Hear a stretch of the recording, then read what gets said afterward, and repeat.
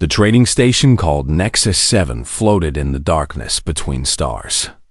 Thousands of ships came and went every day. Aliens from 100 different worlds walked its metal corridors, buying and selling, making deals and breaking promises. It was a place where nobody looked twice at a quiet human cargo captain. Daniel Carter guided his ship, the Starling, into Docking Bay 47. The vessel was old and small, nothing special to look at. Its paint was faded, and its engines made a sound that worried him sometimes. But it was home. It had been home for 3 years now, ever since he left Earth behind. "Dad, we're getting the yellow light again," said Lena from the co-pilot seat. Daniel looked at the warning panel and tapped it twice. The light went away. "She just needs attention sometimes," he said with a small smile. Lena was 16 years old. She had her mother's dark hair and sharp eyes. She was smart, maybe too smart for a life hauling cargo across the galaxy. But after her mother died, Daniel could not leave her behind.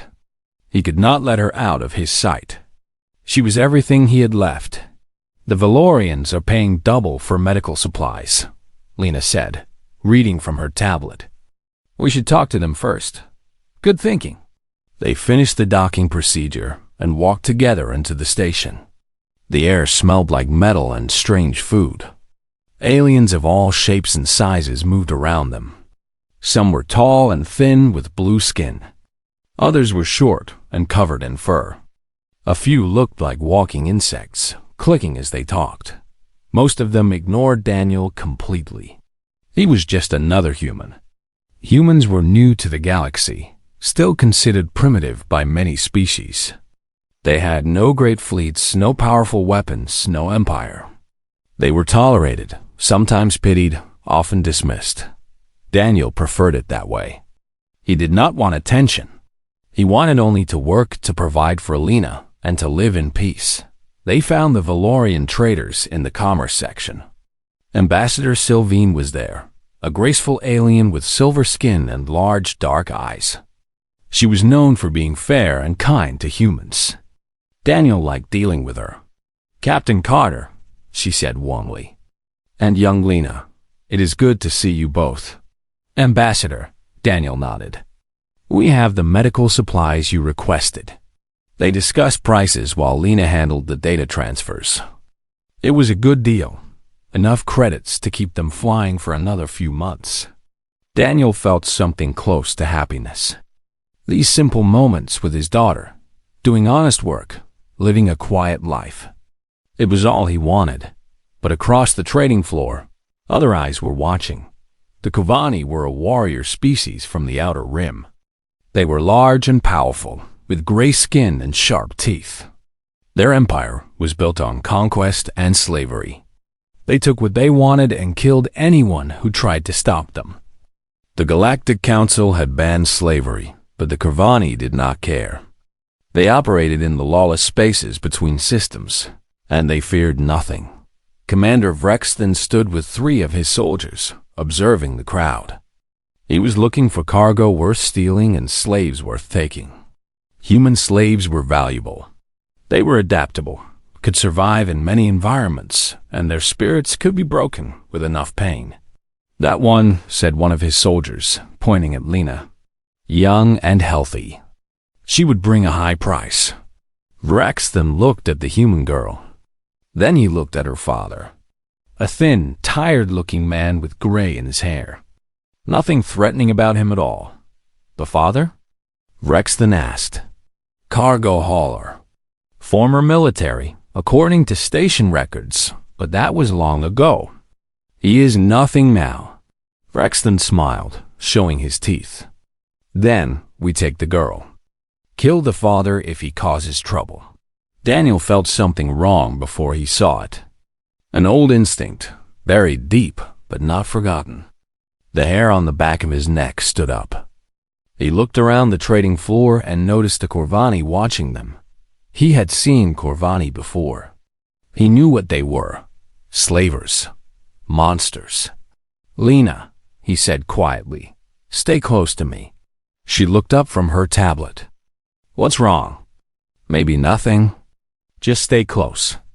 They finished their business with Ambassador Sylvine and started walking back toward the docking bay.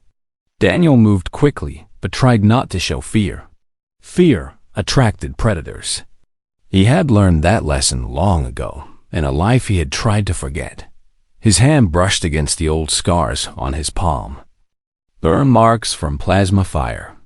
Cuts from combat knives. Reminders of who he used to be. Before Lena's mother showed him another way to live, he had a medal somewhere on the ship, buried in a locked box. A medal for things he never talked about. Things that still visited him in his nightmares. But that was the past. He was a cargo captain now. Just a father trying to protect his daughter.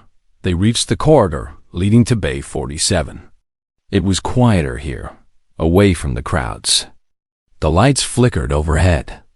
Daniel's instinct screamed at him. "Run," he said to Lena. "What?" "Run to the ship, now." But it was too late.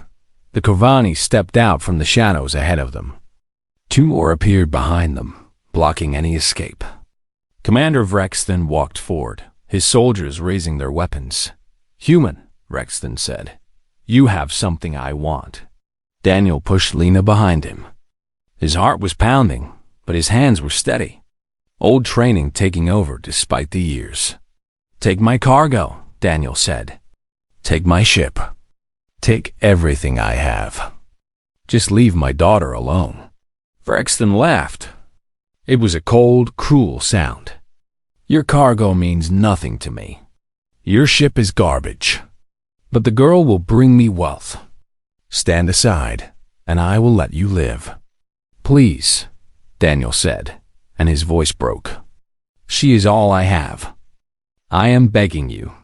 The other Corvani laughed now. They saw what they expected to see. A weak human father, afraid and helpless.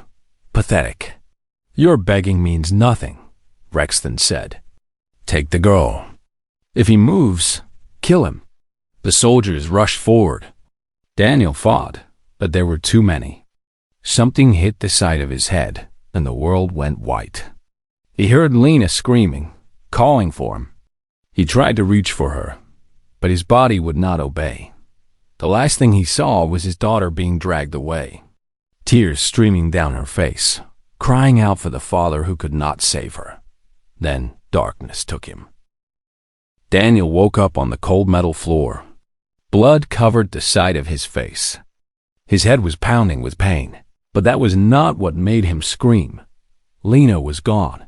He pushed himself up and stumbled through the corridor, calling her name. His voice echoed off the walls, but no one answered. The docking bay was empty. The Corvani ships were gone. His daughter was gone. A station security officer found him there, on his knees, staring at nothing. "Sir, are you injured?" the officer asked. He was a Theshan, a species known for their calm nature and forearms. "My daughter," Daniel said. "The Corvani took my daughter." The officer's expression changed.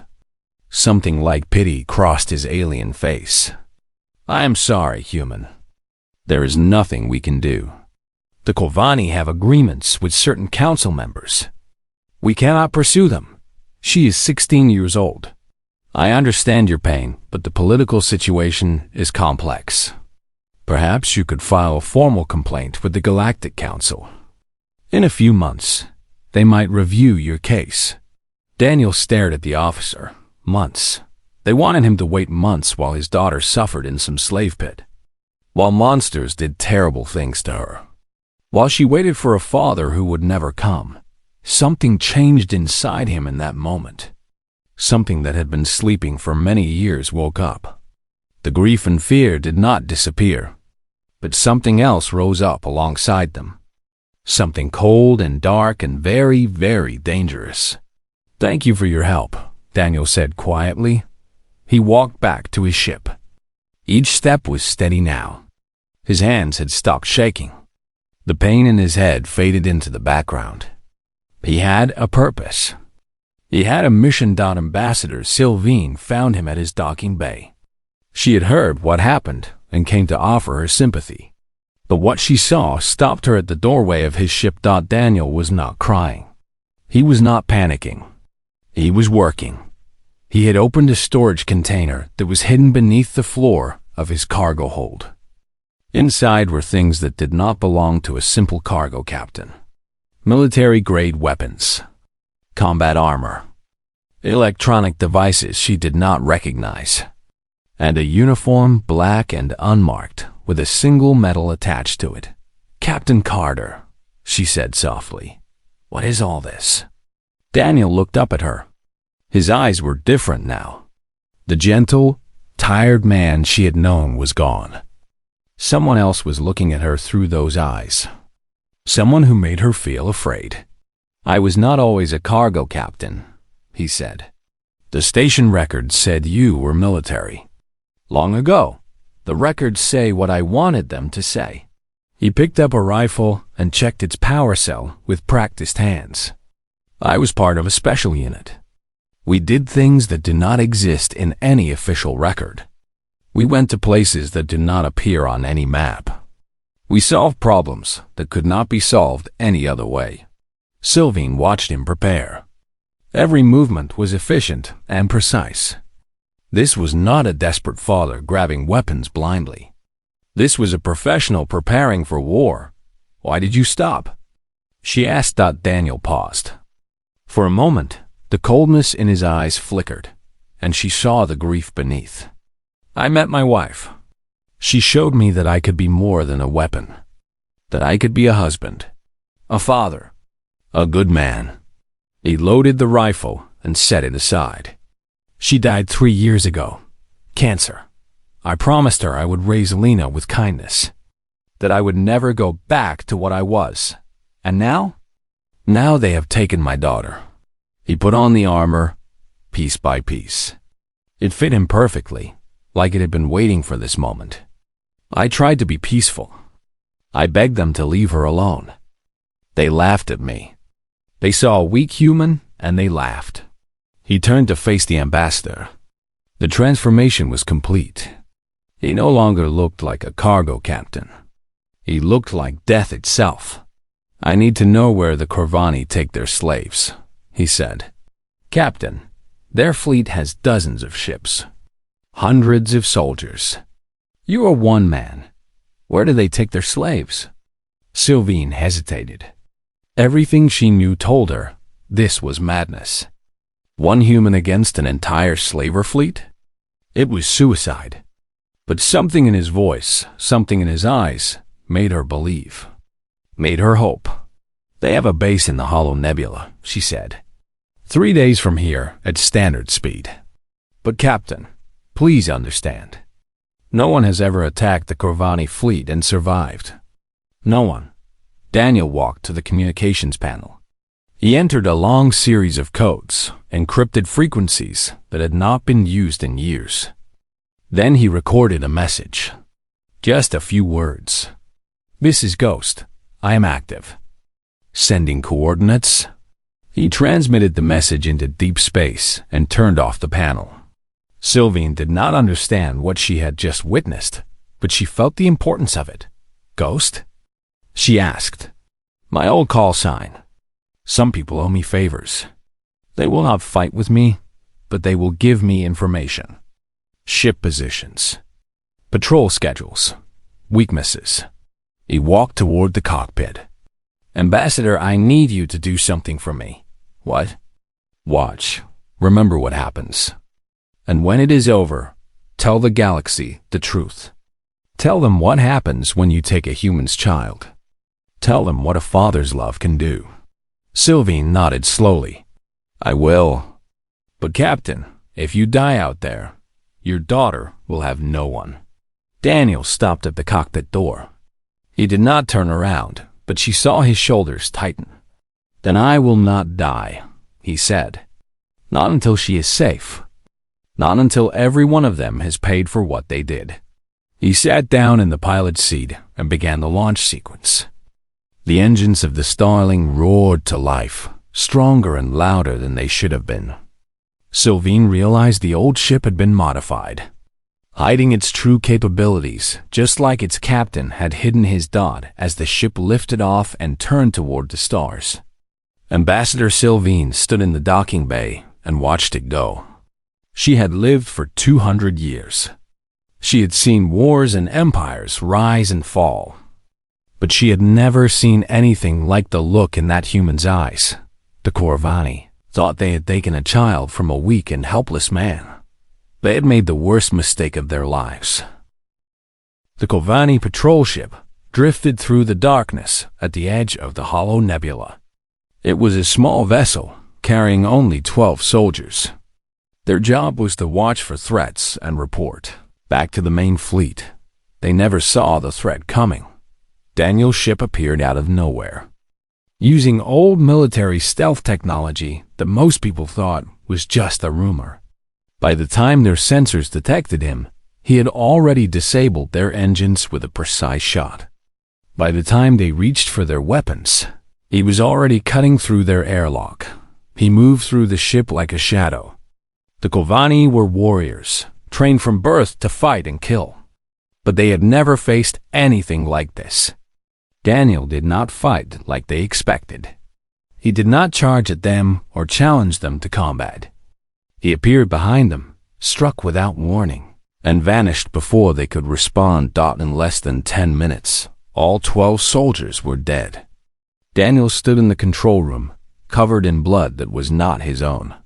He accessed their communication logs and found what he needed: the location of the main fleet, the schedule of their patrols, and most importantly, which ship was holding the slaves, the command vessel, the Crimson Fang.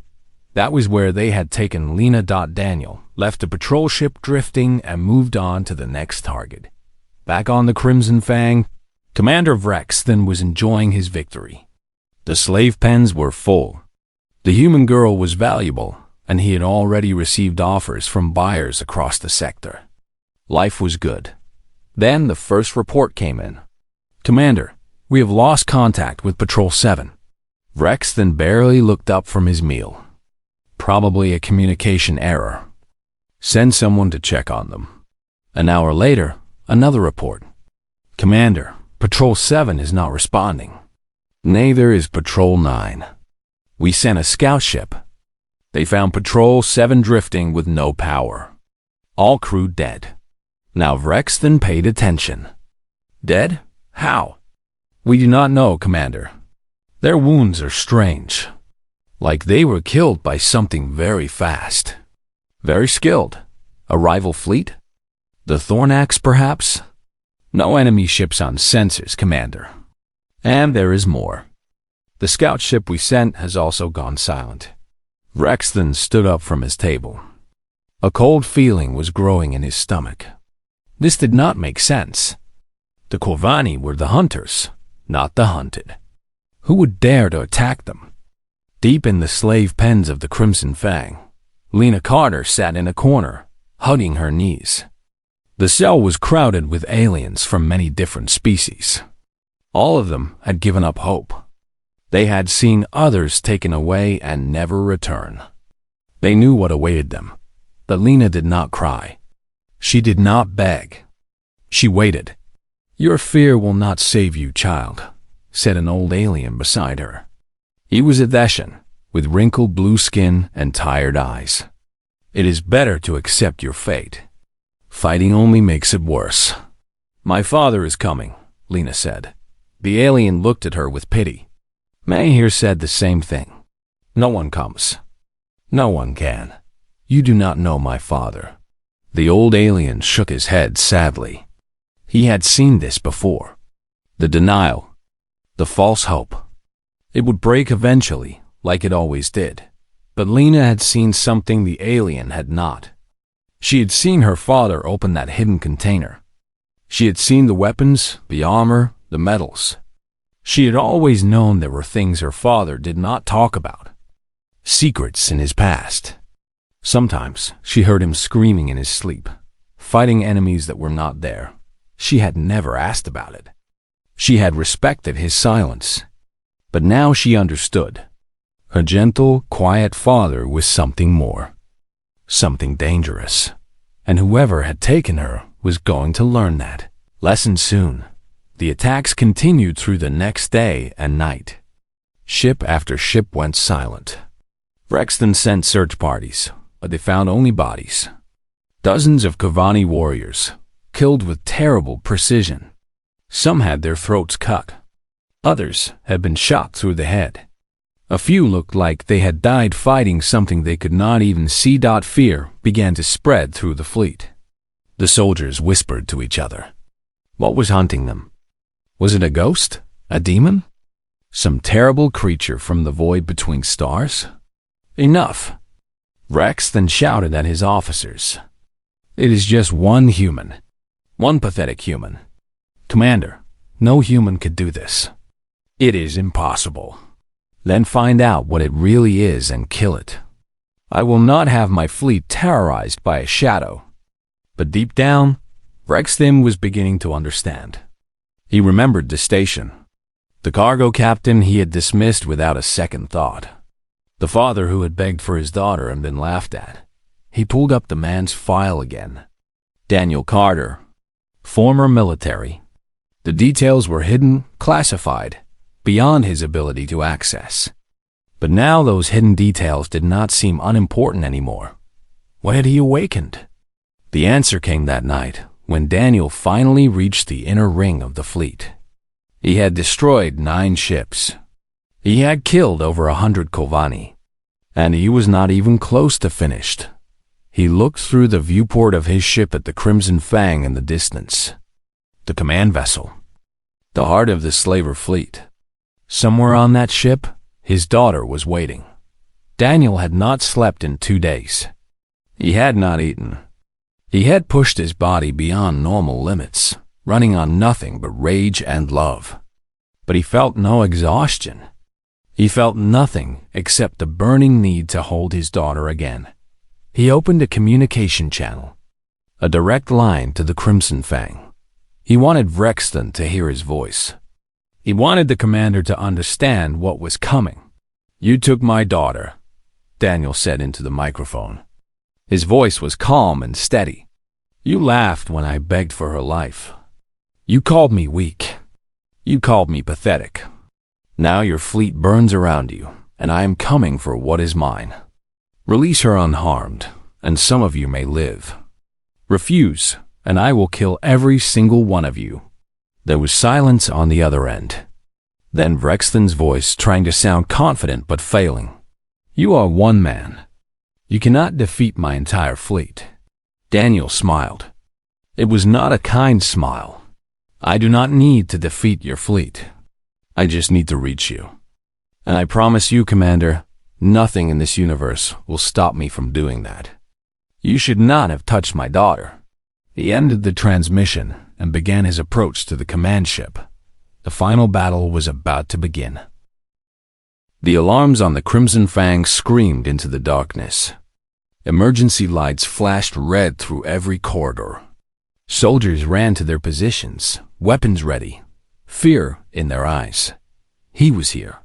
The human was on the ship. Daniel had docked his vessel on the lower hull, cutting through a maintenance hatch that the Corvani thought was too small for entry. They had underestimated him again. He was thin, flexible, and determined. No gap was too small when his daughter waited on the other side. He dropped into a dark corridor and started moving. His rifle was in his hands, his armor absorbing the shadows around him. He did not run. He walked with purpose, like a predator who knew exactly where his prey was hiding. The first group of soldiers found him on deck 7. There were 8 of them, big and armed and ready for battle. The fight lasted less than 30 seconds. Daniel did not give them time to aim. He was among them before they could process what was happening, moving in ways that should have been impossible. He used their size against them, slipping between their bodies, striking at weak points they did not know they had. When the last one fell, Daniel stepped over the bodies and continued walking. More soldiers came. More soldiers died. Commander Rexton watched from the bridge, seeing everything through the security cameras. His officers stood around him in silence. No one could believe what they were seeing. The human moved like nothing they had ever witnessed. He cleared corridor after corridor, deck after deck. He did not slow down. He did not hesitate. He killed with terrible efficiency, and no amount of resistance could stop him. How is this possible? One officer whispered. Rexton did not answer. He was watching the human's face on the screen. There was no anger there, no hatred, no joy in the killing. The face was empty, calm, focused. This was not a man fighting for revenge. This was a machine built for a single purpose, and that purpose was death. Get the girl, Rexton ordered. Bring her to the bridge, now. The officers ran to obey. The commander had a plan. Humans were sentimental creatures. They cared about their offspring in ways that made them weak. If he held the girl at gunpoint, the father would have to stop. He would have to surrender. Rexton would kill them both, slowly and painfully, and then he would destroy every trace of this nightmare. Daniel reached the slave pens on deck 12. The guards outside were already dead, killed by his approach. He cut through the lock and stepped inside. The prisoners stared at him in shock. They saw a figure covered in blood and armor, holding a weapon, standing in the doorway like something from a nightmare. Some of them screamed. Others tried to hide, but one voice called out above the rest. "Dad!" Daniel's heart stopped. Then it started again, beating faster than ever before. Lena was running toward him, pushing through the crowd of prisoners. She was dirty and tired, but she was alive. She was whole. She was his daughter, and she was alive. He dropped to his knees and caught her in his arms.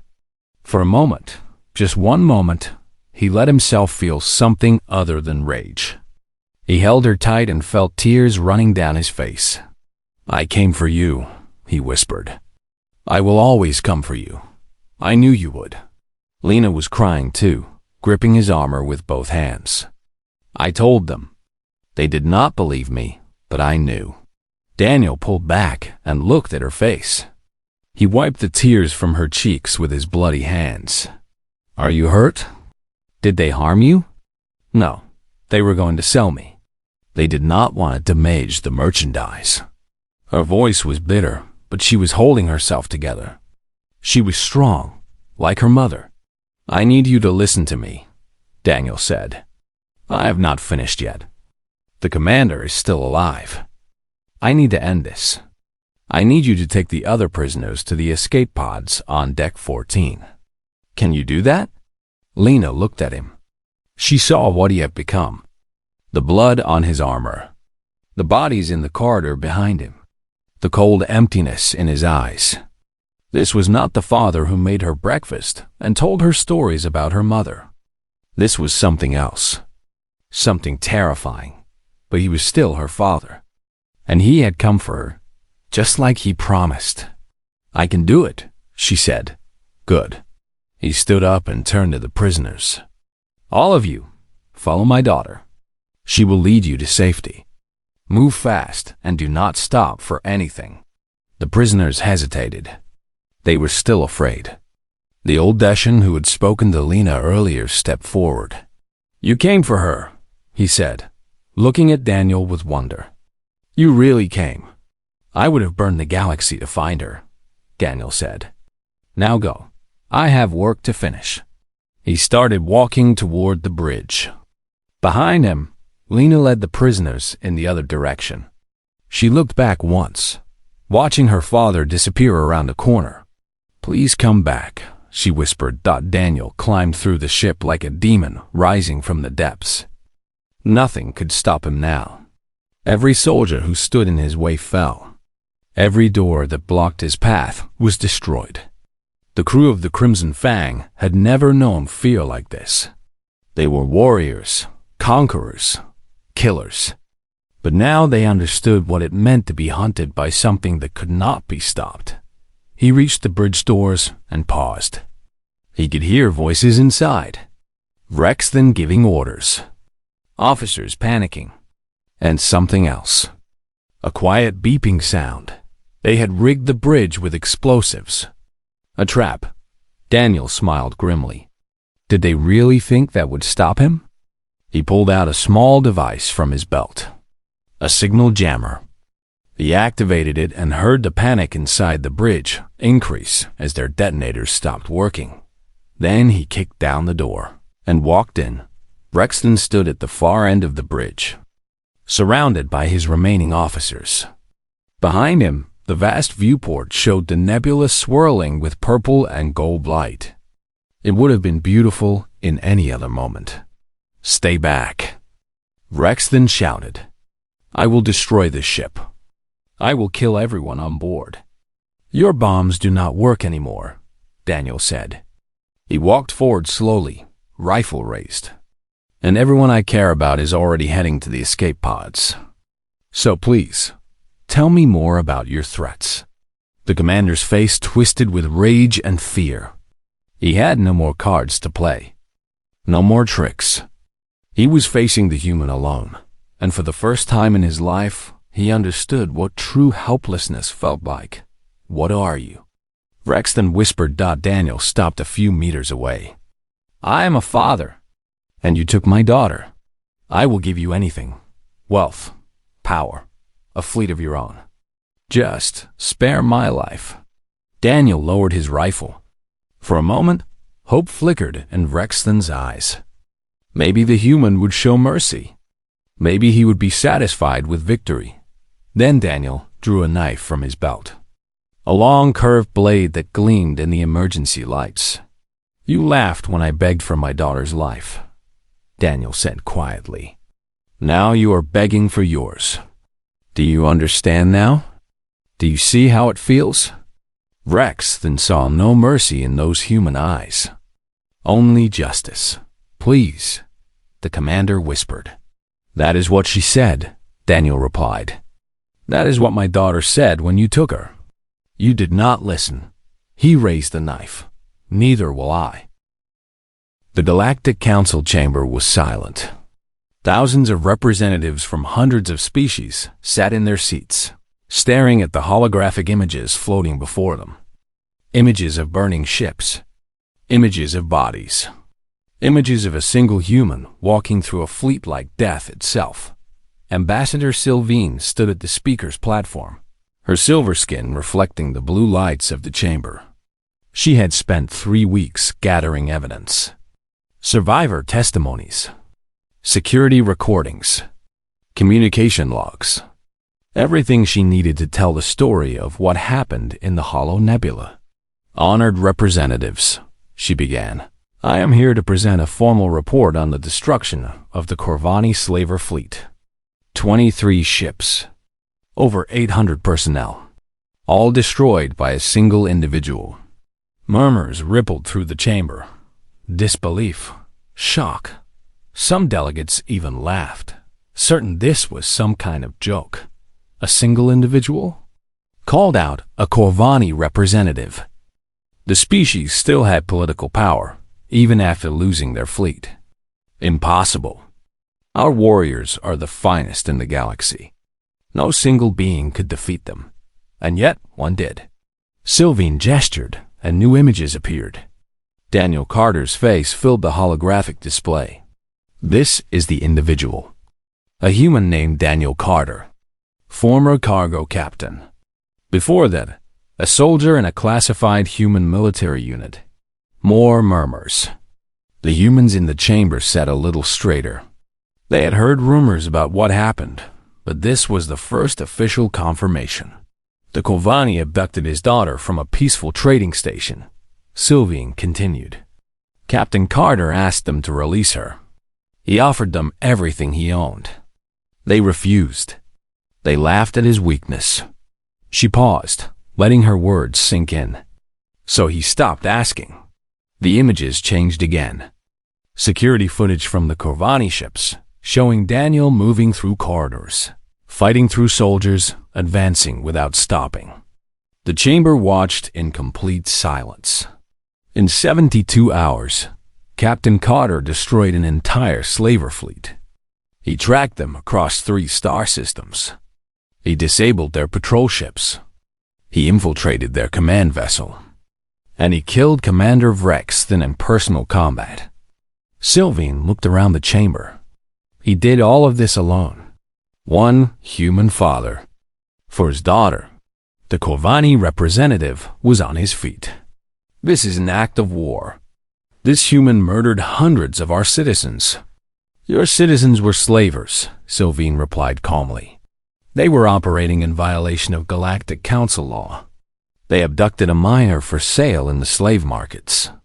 The Council has no authority to punish Captain Carter, because the Council had no jurisdiction over Corvani slave operations. You cannot have it both ways. The representative sputtered, but had no response. There is a lesson here, Sylvain said, addressing the entire chamber now. For many years, humanity has been dismissed. You have called them primitive, weak, unimportant. You have ignored them in your political calculations. Some of you have even exploited them. She let her gaze sweep across the delegates. This was a mistake. She brought up one final image. Daniel Carter standing on the bridge of his ship, his daughter beside him. They were both alive. They were both free. And behind them, the Corvani fleet burned in the void. Humans are not warriors by nature, Sylvain said. They prefer peace. They build families. They create art and music. They love their children with a ferocity that most species cannot understand. But when you threaten what they love, when you take what matters most to them, they become something else. Something that even the greatest warriors in the galaxy should fear. She stepped back from the platform. I recommend that the Council update its assessment of humanity. They are not weak. They are not prey. They are simply choosing not to fight.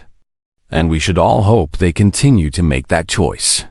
Far across the galaxy, Daniel Carter sat in the cockpit of the Starling. The ship was quiet.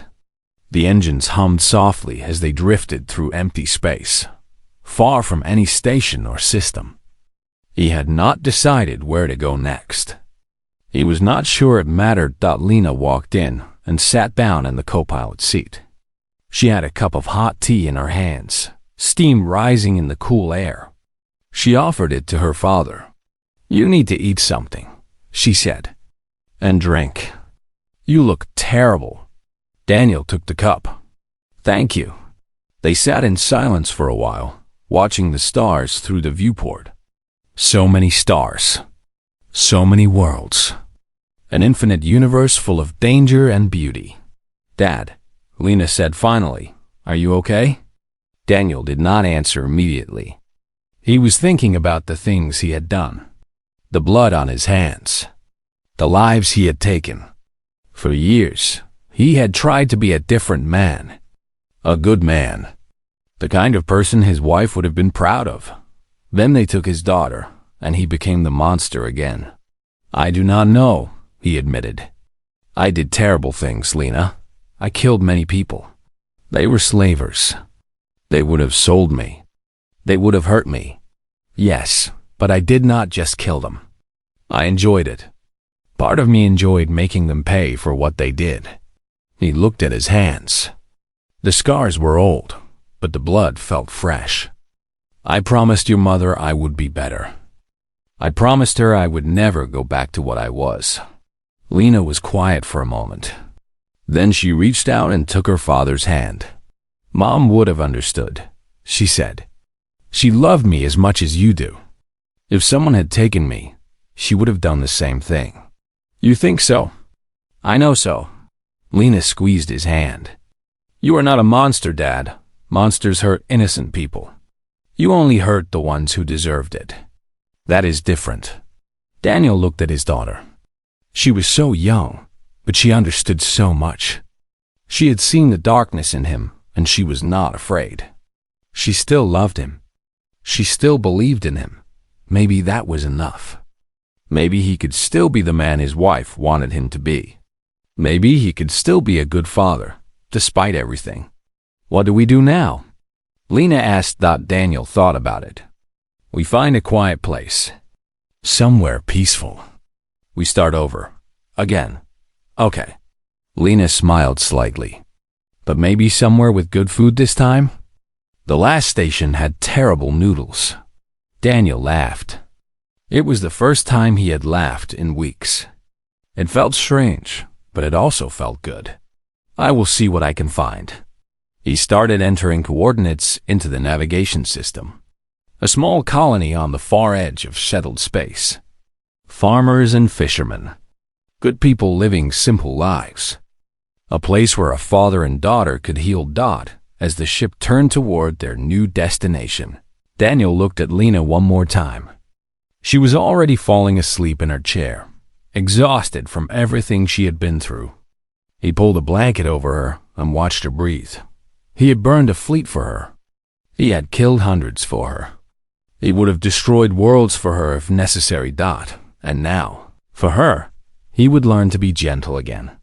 The galaxy had witnessed his fury. Now it would witness his peace. Some species conquered through armies and fleets. Humans only needed a reason. And the greatest reason of all was love.